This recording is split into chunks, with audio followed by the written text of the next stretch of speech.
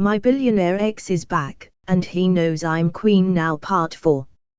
Chapter 19, Lila is taken.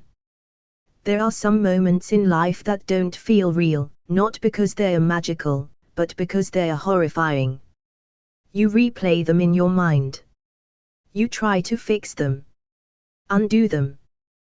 Go back 30 seconds. Change a line, a step, a blink. Ava would spend the rest of her life reliving this one. It started like any other ceremonial day. The International Sovereign Children's Summit was held annually in Al-Razi, celebrating peace, global partnerships, and the importance of future generations. Diplomats from over 30 countries gathered inside the Royal Palace's Western Wing, an architectural marvel with gilded ceilings, carved cedar archways, and security so tight even the pigeons outside were watched. It was also the first time Princess Lila was making a full public appearance since the Dubai scandal. Ava had hesitated. Deeply. Fatima had insisted the risk was minimal. "We've scrambled the surveillance loop," she said. "And added personal security to Lila's staff. She'll be protected." Ava still wore her unease like a second skin. But this was for Lila. For the child who'd been turned into data points, algorithms, a weaponized future. This was a reclaiming. So she let her go. Lila wore a soft yellow dress with pearl buttons and tiny gold slippers. She walked beside her nanny, flanked by 2 royal guards, and waved like a princess who didn't yet know what power cost. Ava and Kian watched from the edge of the ceremony dais. There were press cameras. There were smiles. And for about 12 minutes, everything seemed perfect. Until it wasn't. It happened fast. Too fast. One moment, Lila was reaching for a flower offered by the Sultan of Brunei's daughter. The next, a small drone flew overhead, disguised as a press device. One of the guards flinched, distracted. 1 second. That's all it took. The lights flickered. The power surged. Screams. Confusion. Smoke poured into the hall from the southeast corridor, not thick enough to choke, but enough to blind. The guards went into defensive mode. Ava shouted Lila's name, screamed it, but no one answered. By the time the smoke cleared, she was gone. The palace went into lockdown. Gates sealed. Windows darkened. Every security drone activated. But Lila had vanished. From inside the palace. The room had 2 exits, both watched. No alarms had triggered. No forced entry. No one saw her leave. No ransom came. Only one thing did. A message. Delivered by a drone. Dropped silently on the podium where Ava had just been standing. A single crystal chip, with no encryption. They played the file in the war room 5 minutes later. The screen blinked. Then displayed 8 words, printed in red serif text. The sins of the mother will be paid. By the crown. No voice. No signature. No clue where it came from. Ava's scream shook the room. She slammed the monitor with her palm so hard the glass cracked. "This is my fault," she gasped. "I should have kept her out. I should have never." Kian pulled her back, his arms like anchors. "No. No. No. You do not carry this alone." Fatima, pale but steady, was already issuing emergency dispatch orders. The council was calling. Foreign ambassadors demanding answers. But Ava couldn't hear anything. Her world had narrowed to one singular absence. Lila. Her scent still on the flower crown she'd worn. her voice still echoing in Ava's head. Her absence louder than any scream. An hour later, the palace press office issued a statement. Carefully worded. Terrifyingly vague. Princess Lila bint Kian has been temporarily moved to a secure location as a precautionary measure due to heightened international threats. The Crown will provide further updates as necessary. But Ava knew the truth. She wasn't safe. She was gone. And no one had claimed her. Because this wasn't a ransom. This wasn't about money. This was a message. To Ava. From the architect. That night, Ava sat alone in Lila's bedroom. The yellow dress was still draped over the velvet bench. Her slippers were under the crib. Her stuffed lion, the one Ava had bought during her first ultrasound trip to London, was lying face down. The silence was unbearable. Then she heard Kian's footsteps. He entered quietly, like he knew this room was a church now. Neither spoke. Until finally, he knelt in front of her. And said, "We will get her back." Ava met his eyes. And in that moment, the Queen died. And the mother took her place. She rose to her feet. "I want every contact we've buried. Every hacker, every informant, every blacklisted ally." Kian didn't argue. "I want access to our private diplomatic tunnels. You all have them. I want Jackson." Kian looked up. "You trust him?" Ava shook her head. "I don't need to trust him. I need to use him." Kian nodded once. "Then let's bring him in." And somewhere, in a data vault buried under a mountain no map displayed, a camera feed blinked. A little girl, safe but sedated, slept under false starlight. And a voice whispered through an earpiece. "Now we see what a queen is made of." Chapter 20, Panic and Politics. The Kingdom of Al-Razi was officially in lockdown by sunrise. Borders sealed. Airports frozen. Embassies contacted. International security protocols activated. The golden dome of the palace now pulsed with surveillance drones instead of sunshine. The people of Al-Razi, already buzzing with rumors from Ava's Dubai scandal, now found themselves living under a government blackout. The streets were quiet. But not calm. There was fear in the silence. And in the war room of the palace, it was deafening. The Council of Sovereigns had convened in emergency session. 23 men. 3 women. Each robed in royal gold, their family crests stitched into the sleeves like armor. They represented tradition. Law. Power passed down through blood and ceremony. They didn't care that Ava had once grown up in a Las Vegas walk-up. But they deeply cared that a child of the crown had been taken under her watch. She has made reckless decisions. She compromised palace security. She allowed the Queen's technology to override royal intelligence. She kissed the enemy. In public. The accusations flew like daggers around the war table, but Ava stood silent, unmoving.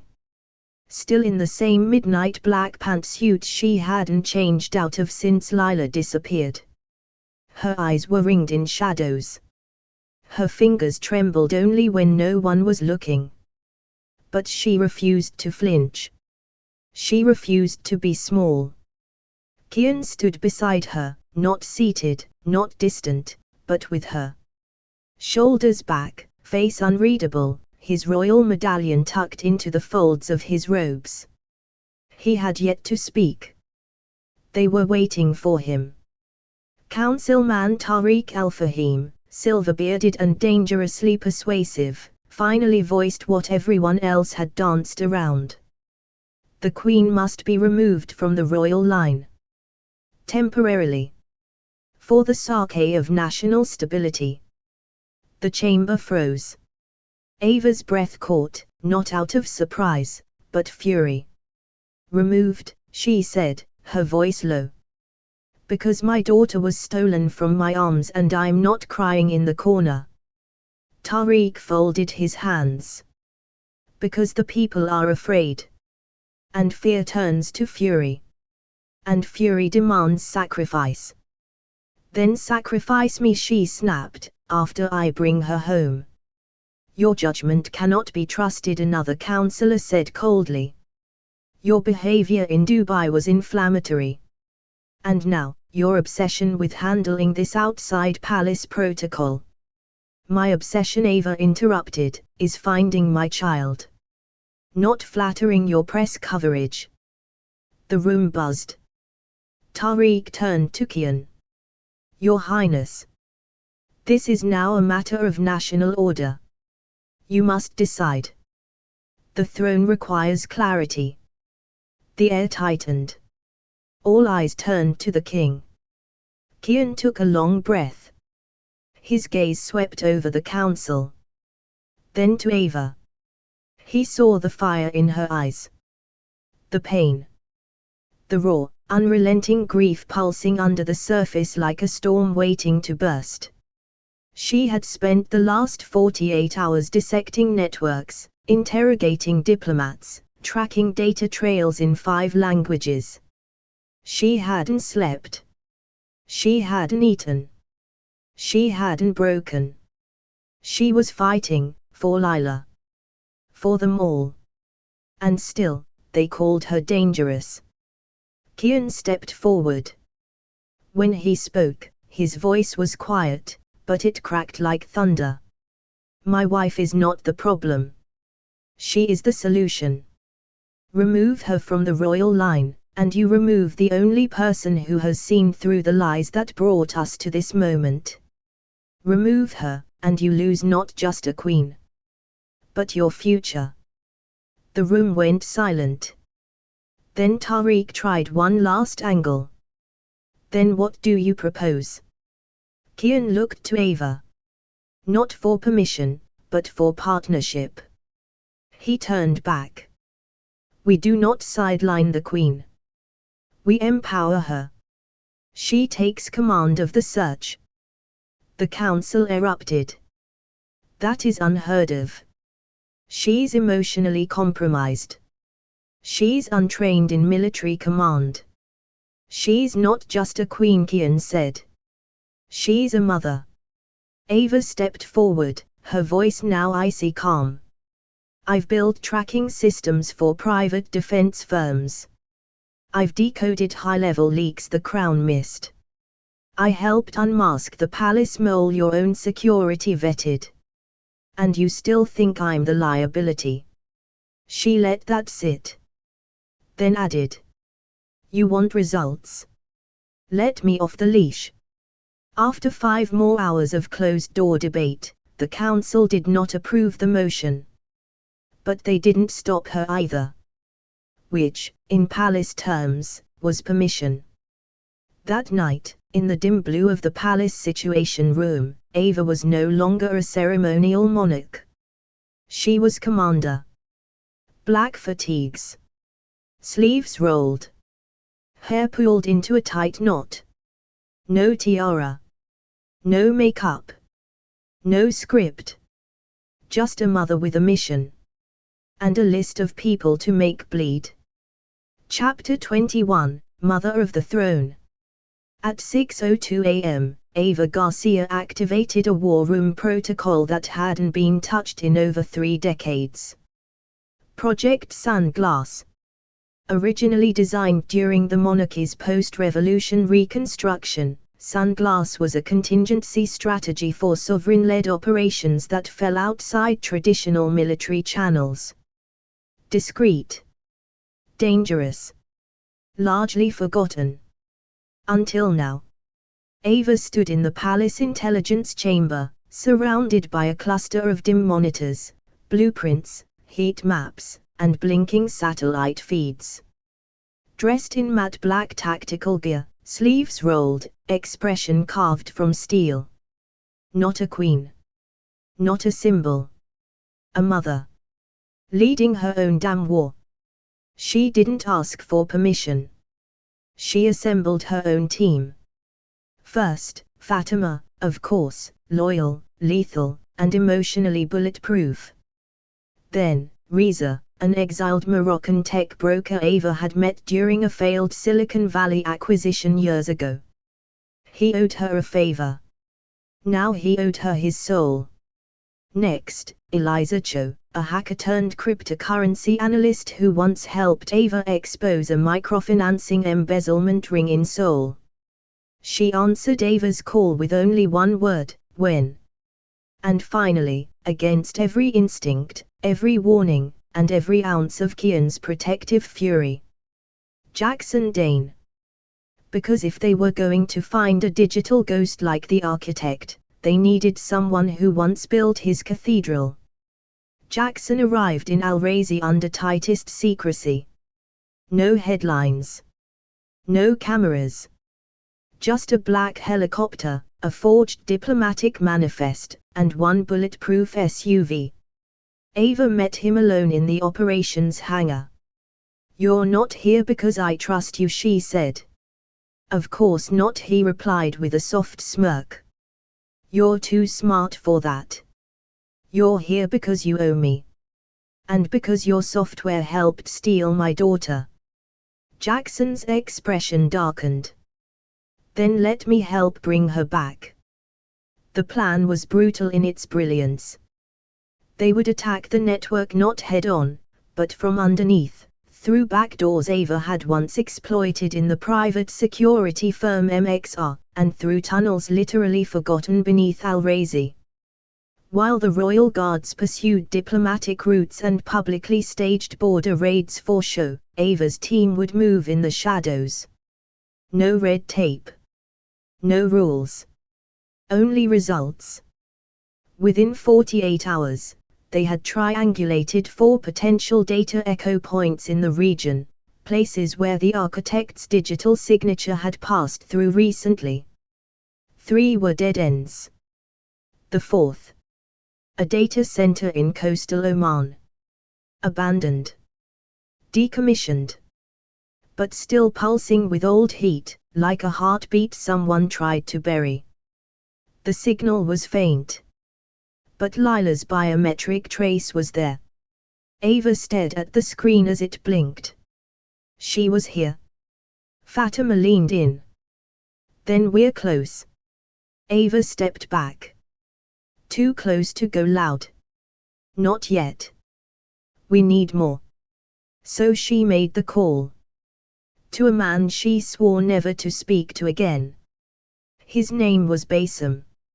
A former thief, current smuggler, and one-time lover who'd helped her disappear from Los Angeles after the Jackson breakup.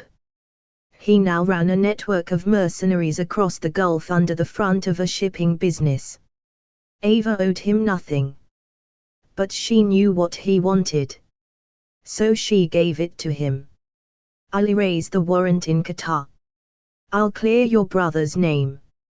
I'll give you 2 royal contracts for border security, if you help me find my daughter." He didn't even hesitate. "I want the girl back, Ava. Not for the crown. For you." While her enemies still saw a queen playing hero, Ava had already mapped every exit tunnel from the Omani server hub. She had bribed 2 telecom execs in Bahrain. She had redirected a Turkish drone satellite to mask her team's heat signature for the next 72 hours. And she hadn't slept. Because adrenaline had replaced rest. Vengeance had replaced fear. And grief. Grief had turned into fire. On the 3rd night, Kian found her alone in the palace archives, not in her war gear, but barefoot, still in her blouse from the strategy meeting, eyes rimmed with red. He sat beside her without a word. She finally said, "I don't know how I'm still standing." He replied, because you've become everything I feared and everything I love, at the same time. Her voice cracked.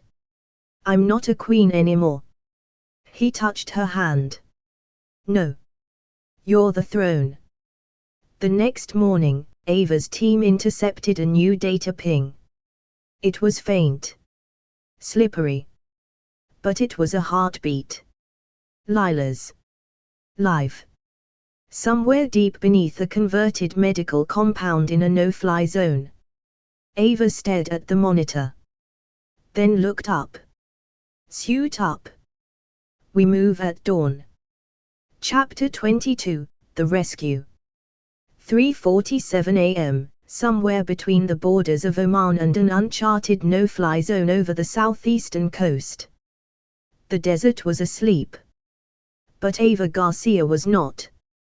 The royal queen of Al-Razi, disguised in matte black tactical gear, earpiece tucked behind her braid, pistol strapped to her thigh, crouched on a ridge of sand with her eyes locked on an abandoned medical compound half sunken into the cliffs below. It was built to disappear. And it had. Until now. Inside the compound, steel, stone, shadows. Ava's daughter. Somewhere in there. Ava had memorized the floor plans, a labyrinth of old surgical theaters, storage halls, decommissioned labs. The architect had repurposed it as a ghost node, a cold, autonomous fortress run mostly by AI. Few guards. No live broadcasts. Just data. And Lila. Riza's drone feed came through first. Thermal confirmed. Child-sized body heat signature. Top floor. Northeast quadrant. Movement low. Possibly sedated. Fatima's voice crackled in Ava's ear. 10 guards. 2 posted at each stairwell. 4 patrolling. No cameras on the south wall. Your point of entry. Ava gritted her teeth. Then spoke 3 words. We go now. The descent was fast.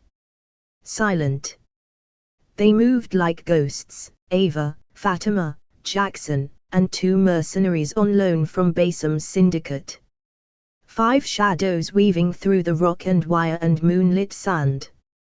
By the time they reached the perimeter wall, the first guard was already down, courtesy of a tranquilizer dart to the neck. They breached the door with a magnetic chip burst, disabling the lock in 2 seconds. Inside. Dark. Damp. Cold. The air reeked of chemical dust and static electricity. The walls pulsed faintly with server lines running through them like veins. Ava didn't flinch. She led. They split into teams. Fatima and Jackson swept the server wing, placing disruption beacons to jam outgoing data. Ava and Riza moved toward the top floor. Gunfire echoed once, distant and sharp. Then silence. Clear, Fatima's voice said. Proceed. Ava crept up the final stairwell. Heart hammering. Lungs burning. Not from fear. From hope. She reached the hallway. Doors lined both sides, rusted, sealed. Except one. Open. She stepped inside. And there, beneath a flickering old surgical light, on a padded cot surrounded by outdated medical monitors, was her daughter. Lila. Sleeping. Pale. But breathing. Alive. Ava dropped her weapon and ran. Fell to her knees beside the bed, her hands trembling as they hovered over the tiny form. Lila, she whispered. Baby, it's Mommy.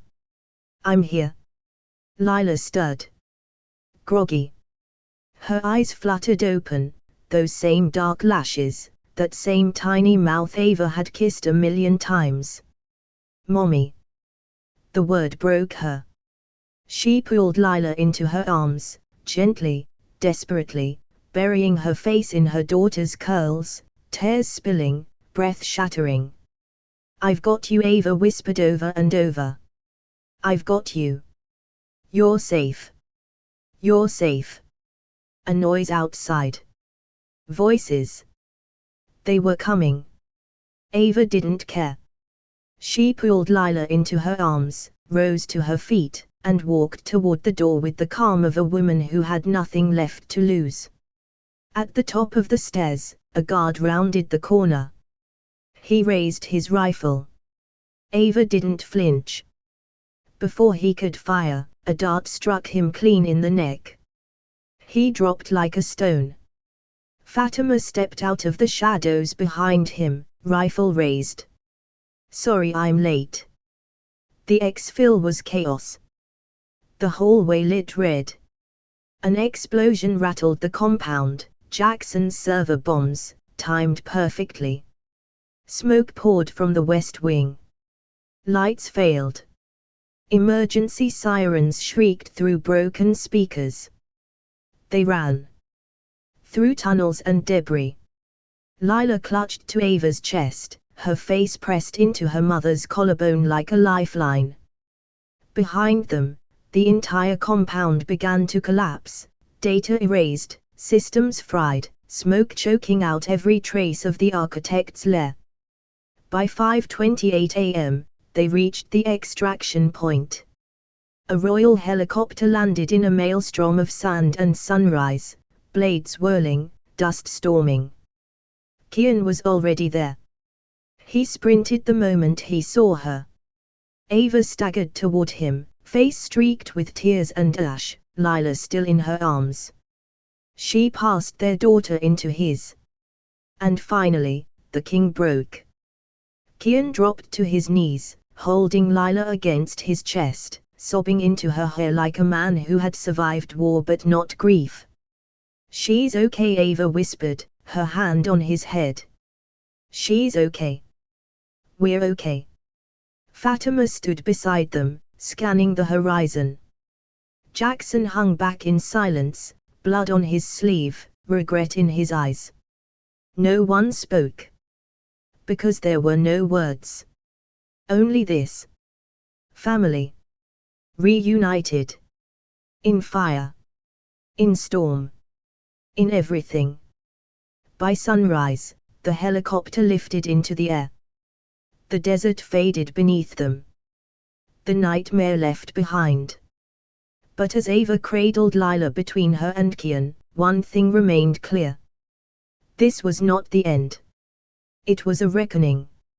And the world had no idea what was coming next. Chapter 23, The Fallout. By the time the royal helicopter touched down on the eastern landing pad of the Al-Razi Palace, the sun had risen high over the capital. The domes glistened gold, the wind carried the scent of jasmine and dust, and the people, every single one of them, waited. The moment the royal crest was visible in the sky, cameras turned. Broadcasters began narrating breathlessly. Social feeds exploded. "She's back. The Queen has returned. And she has the princess." Ava stepped out first. Still in her scorched tactical gear, still barefoot, she'd given her boots to one of the mercenaries after his ankle gave out during the retreat. Her eyes were rimmed with exhaustion, her hair pulled back in a no-nonsense braid, her body bruised but unbowed. And in her arms, Lila. Wrapped in a soft white blanket. Sleepy, blinking, safe. Kian followed behind them, hand on Ava's back like a silent promise. Fatima descended next, looking more royal than most nobles. Jackson emerged last, in handcuffs. Royal guards flanked him. Cameras zoomed. A billionaire in chains. A queen with fire in her veins. And a child caught in the eye of history. The footage aired live. Across Al-Razi. Across Europe. Across every screen that had once doubted her. The kiss was forgotten. The scandal erased. because now they saw her for what she was. Not an outsider. Not a mistake. Not a symbol. But a force. Inside the palace, Ava didn't stop to take questions. She moved like a woman possessed, straight to the Royal Security Command Center, Lila carried close to her heart, refusing to let go. The medical team waited. Lila was taken gently, lovingly, for examination. Kian turned to Ava. "They'll watch her closely. I'll oversee it myself." Ava nodded.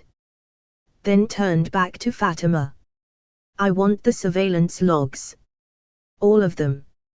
I want every record of that compound, and I want every known associate of Shahid Yilmaz flagged, followed, or erased." Fatima smirked. "Already on it." That afternoon, Jackson was processed. Held in the Royal Detention Wing, not a dungeon, not a prison, but no longer a guest. The formal charges were read aloud. Conspiracy to enable data espionage. Unwitting aid to a red-level international threat. Complicity in the abduction of the royal heir. He listened without protest. When Ava came to see him, glass between them, he stood slowly. He looked smaller now. Human. "I didn't know," he said quietly. Ava studied him for a long moment. "But you didn't ask." "I thought it was just code," he said. "An efficiency protocol. An upgrade." "You built the door," she replied. "And you left it wide open." She turned to leave. But Jackson called after her. "He still wants you, you know." She paused. But didn't turn back. "You should be more worried about what I want," she said. "Because the next time you stand in my way, I won't bring handcuffs." By dusk, the press conference was held. Ava sat beside Kian at the royal dais, dressed in a soft ivory gown that matched Lila's blanket, her eyes still fierce beneath the queenly grace. Fatima stood behind them, ever watchful. The statement was brief. Princess Lila was found safe. The threat to the royal house has been neutralized. The sovereign AI systems corrupted by foreign influence have been dismantled. And all who touched this crime will face justice. When the reporters asked if the Queen regretted taking independent action, Ava smiled. "I didn't break protocol. I rewrote it." The room erupted in applause. Not polite. Not political. Pure. Thunderous. Applause. Later, in the quiet of the royal nursery, Ava sat in the rocking chair where she'd spent sleepless nights after Lila was born. The palace was hushed now, the way it always felt after a storm. Lila lay curled against her, breathing softly. Kian stood in the doorway, watching them. "You should sleep," he said. "I will. Everything's handled." "No," she said. "It's just beginning." He crossed to her, kneeling at her feet, and finally said the words that had been sitting in his throat since the moment she stepped off that helicopter. "I don't deserve you." Ava reached out, touched his face. "You don't have to. You just have to love me. The way I love all of you." They sat there until morning. The world outside roared and spun and whispered rumors. But inside that room, there was only silence. And healing. And the breath of a child who would never again be taken. Chapter 24, Another Royal Bombshell. 3 weeks had passed since Lila's return. The palace had slowly exhaled. Guards relaxed their grips. Diplomats resumed their tedious visits. Even the media, ravenous as ever, had turned their attention to new international scandals. But Ava She hadn't exhaled once. Not really. Not fully. The trauma had settled deep in her bones, like desert sand that refused to be shaken loose. At night, she lay beside Lila, listening to every breath. During the day, she smiled for cameras, nodded at council meetings, and pressed her hand to her chest any time she passed the place where they first showed her the message. The sins of the mother will be paid by the crown. She wasn't sure she'd ever hear silence again without also hearing that. But life was moving. Lila was home. Safe. Rebuilding her sense of the world through storybooks, stuffed animals, and the quiet, watchful presence of Kian, who rarely left her side now. Ava thought she was fine. Until the vomiting started. It wasn't dramatic. Just inconvenient. She chalked it up to lack of sleep. Too much caffeine. Jet lag from one too many sudden helicopter rides. But then came the mood swings. The exhaustion. The way palace staff started handing her water bottles like they knew something she didn't. Fatima was the one who finally said it. They were in the royal greenhouse, trimming lavender for the Queen's official portrait, when Ava nearly fainted on her feet. Fatima caught her elbow, steady as ever. "You're off," she said. "This isn't exhaustion." "It's nothing," Ava muttered, waving it off. Fatima just raised a brow. "You want to run a kingdom, Ava? Then let's not die doing it. Let me run some blood work." "Absolutely not. I'm not being poked and prodded." But Fatima was already calling the palace physician. Behind Ava's back. Of course. The next day, a sealed envelope arrived at Ava's dressing table. No fanfare. Just white linen paper, the royal insignia in gold foil, and her name in delicate script. She didn't open it for an hour. Then, after locking the door and sending every attendant out of the room, she sat on the edge of her bed, and peeled the flap open. Her breath caught. Inside were 4 words. Handwritten. Simple. "You're pregnant. Again." She stared at them for a long time. No emotion came at first. No tears. No laughter. Just silence. Then came the shaking. Not from fear. But from knowing. Knowing that this time, everything was different. This wasn't a scandal. This wasn't a royal surprise served with a side of international shame. This was real. Intentional. Wanted. She thought about Lila. Her little hands. Her giggle. The curls that refused to stay brushed. A sibling. A new life. A new beginning. And still, a part of her whispered. "Someone knows." That night, Ava said nothing during dinner. Kian noticed. Of course he did. He watched her over the rim of his crystal glass, waiting for her to speak. The roast lamb grew cold. The music stopped. The only thing that moved was her hand, slowly twisting her napkin into a knot. He finally said, "What's wrong?" Ava met his eyes. And passed him the envelope. He opened it. Read it once. Twice. And the 3rd time, he broke. Kian didn't cry like men did in films. There were no dramatic gasps or shoulder shakes. Just the slow collapse of a man who had been holding it all together with spit and willpower. He put his hand to his mouth. Then to his heart. Then to hers. "We just got her back," he whispered, voice cracking. "And now we'll have more to protect." Ava couldn't speak. She reached for him, and in the quiet of that private dining room, Beneath chandeliers and centuries of expectation, they held each other. Two parents. Two warriors. Two people who had somehow survived a hurricane and found a miracle in the rubble. Later that night, as Ava sat on the balcony, stroking her belly absently and watching the lights of Alrazi glitter below, her phone buzzed. A single message.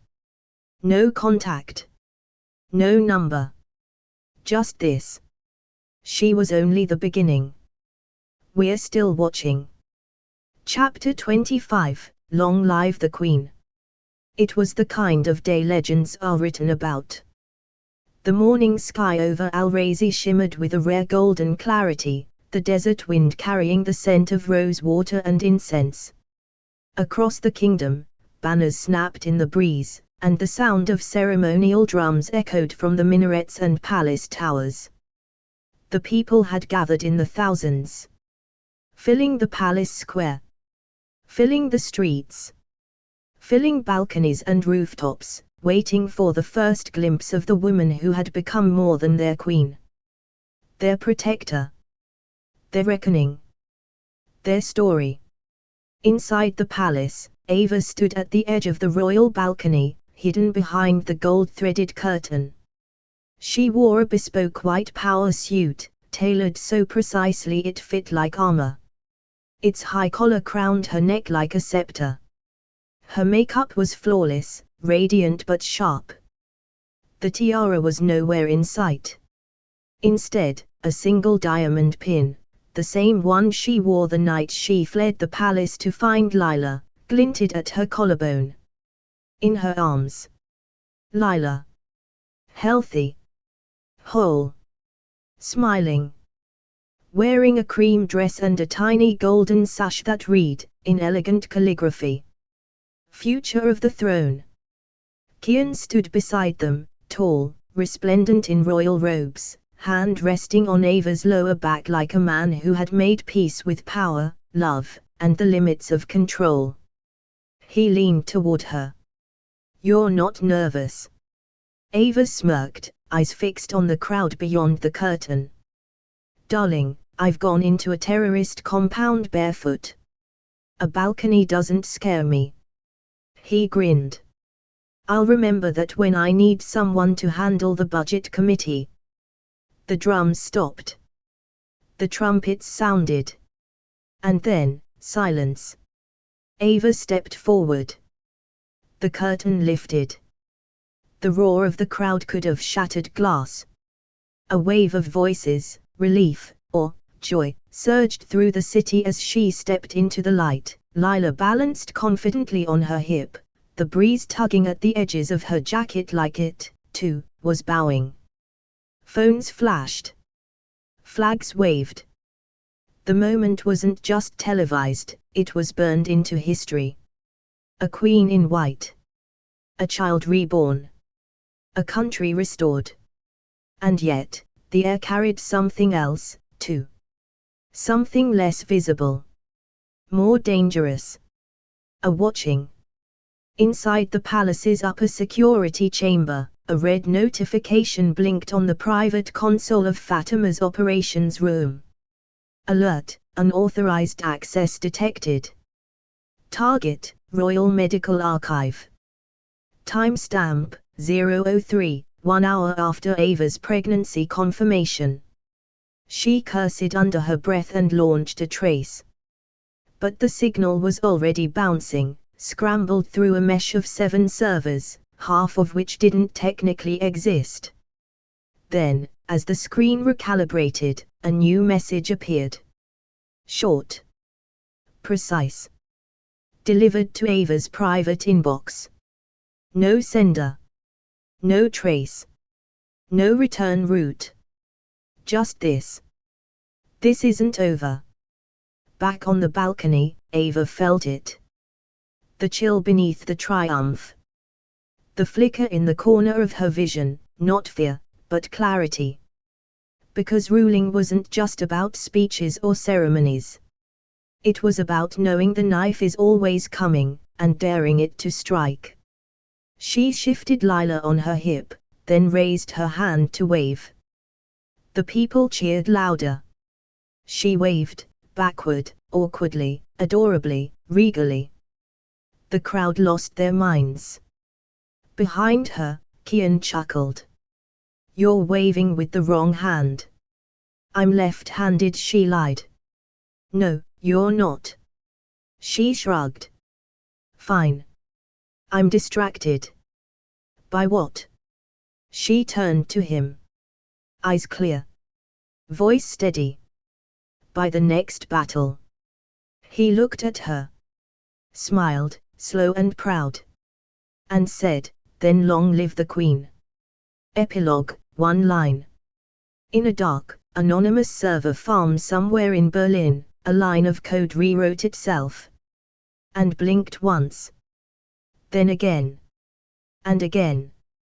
Like a pulse. Waiting. Watching.